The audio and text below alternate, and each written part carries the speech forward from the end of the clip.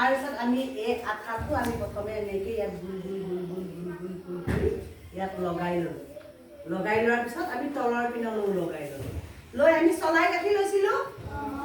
এটা এটাকে চলাই কাঠি আমি ইয়াত কি কৰি যাম? লগাই যাম।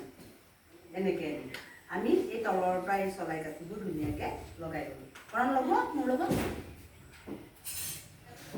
এনেকৈ চলাই কাঠি চপাই দিয়া দিয়া। তুমি এইখিনিলৈ আহা, তেতিয়া চবেই দেখিব ন।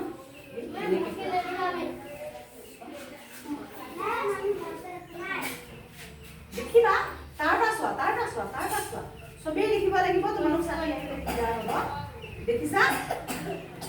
দেখিছা আমি এটা এটাকে কাঠি লগাই গৈ আছো। চোৱা লগাইছো নে?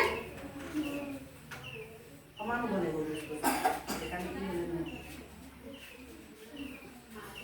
তাত যোৱা চব হৈছে। তাত ইয়ালৈ উঠি নাহিবা, নাইবা তোমালোকে 5 পিনৰ পৰা চোৱা যোৱা কিয় হয়।